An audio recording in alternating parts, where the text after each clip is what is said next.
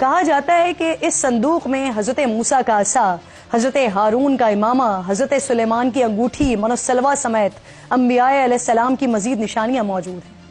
یہودیوں کی مشکلات اس وقت ختم ہوئیں جب 539 قبل مسیح میں ایران کے پہلے بادشاہ سائرس اعظم نے سلطنت بابل کو فتح کیا۔ یہودی قیدیوں اور غلاموں کو رہا کیا، انہیں اپنی سرزمین پر واپس جانے کی اجازت دی۔ یوں جلا وطن ہوئے یہودی اپنی سرزمین پر واپس لوٹے۔ انہوں نے ہیکل سلیمانی کو اثر نو تعمیر کیا۔ زیادہ وقت نہیں گزرا کہ رومی افواج 63 قبل مسیح میں یروشلم پر حملہ آور ہوئی۔ ہیکل سلیمانی کو پھر تباہ و برباد کیا گیا، یعنی یہودیوں کی عبادت گاہ کا نام و نشان پھر صفحہ ہستی سے مٹ گیا۔ وقت گزرا، قیصر روم کا اس صندوق میں حضرت موسیٰ کا عصا، حضرت ہارون کا امامہ، حضرت سلیمان کی انگوٹھی، منسلوہ سمیت انبیاء علیہ السلام کی مزید نشانیاں موجود ہیں۔ یہودیوں کی مشکلات اس وقت ختم ہوئیں جب 539 قبل مسیح میں ایران کے پہلے بادشاہ سائرس اعظم نے سلطنت بابل کو فتح کیا۔ یہودی قیدیوں اور غلاموں کو رہا کیا، انہیں اپنی سرزمین پر واپس جانے کی اجازت دی۔ یوں جلا وطن ہوئے یہودی اپنی سرزمین پر واپس لوٹے۔ انہوں نے ہیکل سلیمانی کو اثر نو تعمیر کیا۔ زیادہ وقت نہیں گزرا کہ رومی افواج 63 قبل مسیح میں یروشلم پر حملہ آور ہوئی۔ ہیکل سلیمانی کو پھر تباہ و برباد کیا گیا، یعنی یہودیوں کی عبادت گاہ کا نام و نشان پھر صفحہ ہستی سے مٹ گیا۔ وقت گزرا، قیصر روم کا اقتدار رومی یہودی بادشاہ ہیرٹ کے ہاتھ میں آ گیا اور اس نے اپنے دور میں ہیکل سلیمانی کو پھر سے تعمیر کروا دیا۔ یہی وہ دور تھا جب انبیاء کی سرزمین فلسطین پر ایک اور نبی حضرت عیسیٰ علیہ السلام کا نزول ہوا اور بعد میں انہیں یہیں مصلوب بھی کیا گیا۔ اس کے بعد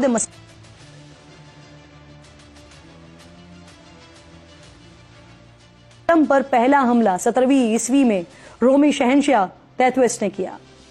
اس نے یہودیوں کو قتل کیا، ہیکل سلیمانی کو مسمار کیا، زندہ بچ جانے والوں کو جلا وطن کیا۔ وقت نے کروٹ لی اور 6 صدی بعد جا کر حالات پھر تبدیل ہوئے۔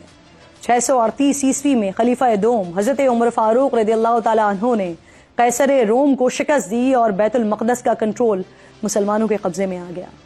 تاریخ میں یہ پہلی بار تھا کہ اس پاک سرزمین پر خون کا ایک قطرہ نہیں بہا اور فتح نصیب ہوئی۔ تقریباً 500 سال مسلمانوں نے بیت المقدس کی پاک سرزمین پر حکومت کی۔ 1099 عیسوی میں پہلی صلیبی جنگ چھڑ گئی۔ صلیبیوں نے مسلمانوں کو شکست سے دوچار کیا۔ عیسائیوں کا بیت المقدس پر قبضہ ہو گیا تو انہوں نے مسجد اقصی میں بہت رد و بدل کی۔ مسجد میں رہنے کے لیے کمرے بنائے، متعدد دیگر عمارتوں کا اضافہ کیا، مسجد کے اندر اور اس کے ساتھ ساتھ گرجا گھر بھی بنا لیا۔ اس جنگ میں مسلمانوں کا بہت خون بہایا گیا۔ مسلم سلجوق ریاست بڑھ چکی تھی۔ مسلمان زوال کا شکار تھے، لیکن انہوں نے بیت الاقصی پر اپنا کلیم نہیں چھوڑا تھا۔ تقریباً 90 سال گزر گئے، مسلمان اپنی کھوئی ہوئی زمین واپس نہیں لے سکیں، لیکن کیا اس وقت مسلمانوں نے ہمت ہار دی؟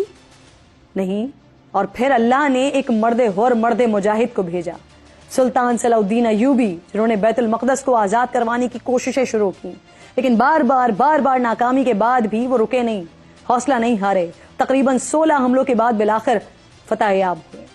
سلطان نے مسجد اقصی کو اپنی اصل حالت میں بحال کیا۔ تاریخ کی کتابوں میں آتا ہے کہ مسلمانوں نے مسلسل 1 ہفتے تک مسجد کو عرق گلاب سے غسل دیا۔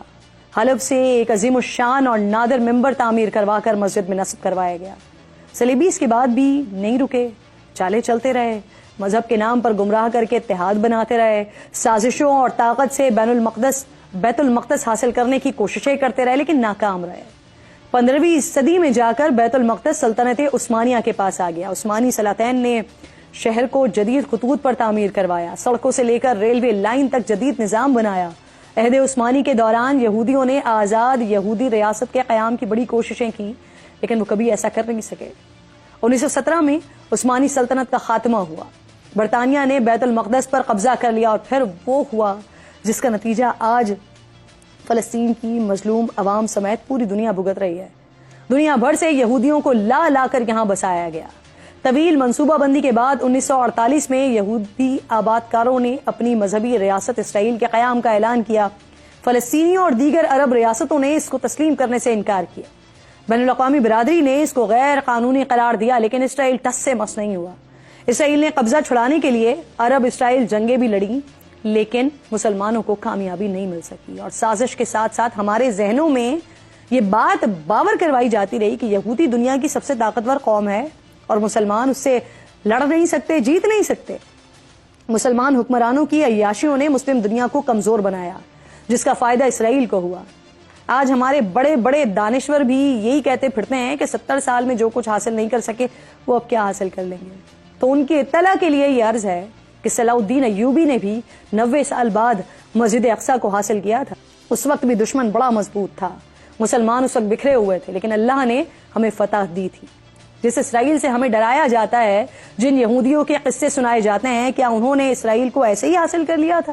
انہوں نے بھی 2500 سال طویل جدوجہد کی ہے, لٹتے رہے, قتل ہوتے رہے, قیدی بنے, غلام بنے, جلا وطن ہوئے, گمنامی کی زندگی کاٹتے رہے. الغرض ہر حالات کے بدترین حالات کا سامنا انہوں نے کیا, لیکن اپنی اولادوں میں بس ایک بات منتقل کرتے رہے کہ اس اپنی ریاست کو انہوں نے حاصل کرنا ہے, اور وہ انہوں نے سازشوں سے حاصل کر بھی لیا, اور اب طاقت اور مال کے بل پر قابض بھی رہنا چاہتے ہیں. لیکن ہمیں کسی صورت مسجد اقصی کو بھولنا نہیں ہے. چاہے ہم دیکھ رہے ہیں کہ مسلمان ریاستیں عملی طور پر بے بس نظر آ رہی ہیں, چاہے اس وقت دنیا شیطانی قوتوں کے ہاتھ میں ہے, لیکن وقت آئے گا. ایمان رکھیے, یقین رکھیے, اور متحد ہونے کی کوششیں کرتے رہیے کہ مسجد اقصی ہماری ہے اور انشاءاللہ ہماری رہے گی.